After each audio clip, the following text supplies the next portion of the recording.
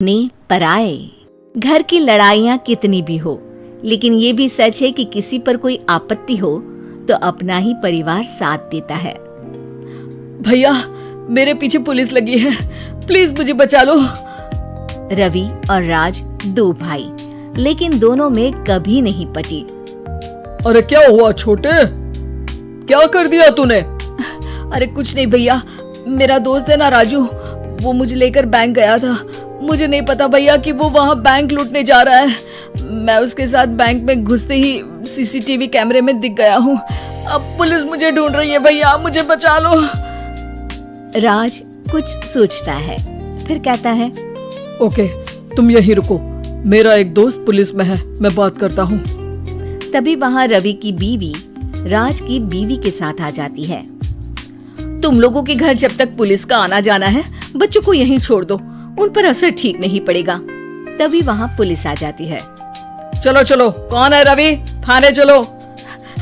मैंने कुछ नहीं किया, मुझे कुछ नहीं पता। अरे वो तो पुलिस स्टेशन चलकर ही पता चलेगा कि कुछ पता है कि नहीं, चलो। कहानी का फ्लैशबैक। भैया, मुझे मेरे मकान में हक चाहिए ही चाहिए। अरे लेकिन छोटे, अभी मेरे बच्चों पर काफी खर्चा है, तेरी भाभी की भी तबीयत ठीक नहीं रहती, बजट बिल्कुल नहीं है कि मैं अलग होकर रहूं। देख लो भैया, 1 महीना है तुम्हारे पास, जल्दी से घर खाली कर दो।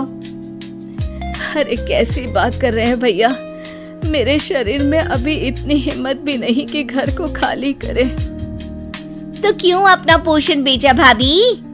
अरे तुम तो जानती हो, पिताजी की बीमारी के कारण उन्हें हमारी जरूरत थी, कैसे आते पैसे।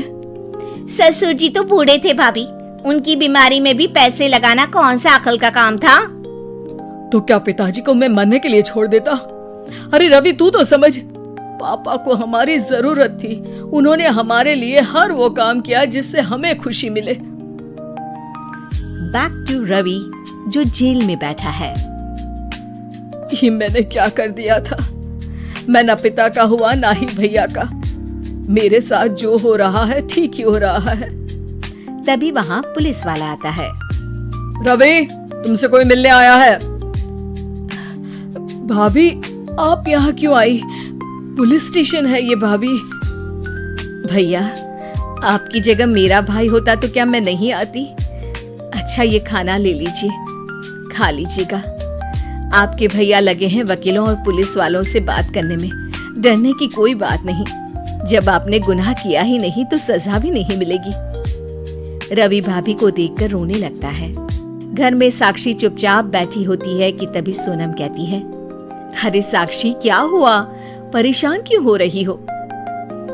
भाभी, अभी अभी पुलिस स्टेशन से खबर आई है, इन्हें बड़े जेल में शिफ्ट किया जा रहा है। मैं क्या करूंगी भाभी?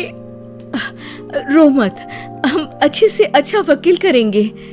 लेकिन उसमें तो बड़े पैसे लगेंगे दीदी, हम इतना पैसा कहाँ से लाएंगे?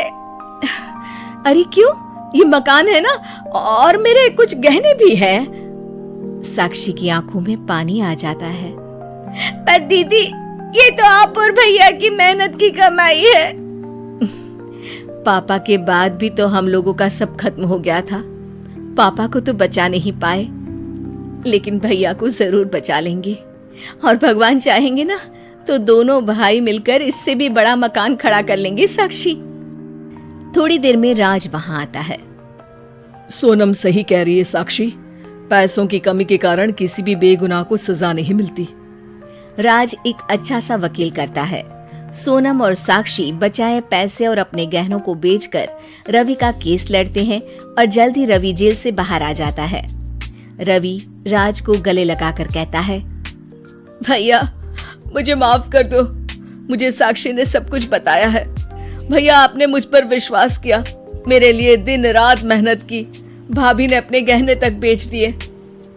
भैया, आपने तो पापा के लिए भी पैसे नहीं देखे, लेकिन मैं बहुत ही सेल्फिश निकला। भैया, एक आखिरी बार मुझे माफ कर दो, मैं शर्मिंदा हूँ। अरे भाई, अपने तो अपने ही होते हैं, पापा ने हमारे लिए क्या नहीं किया ये तुम्हें बताने की जरूरत नहीं है मुझे। और फिर तू तो मेरा भाई है। पैसे से बढ़कर रिश्ते होते हैं भाई।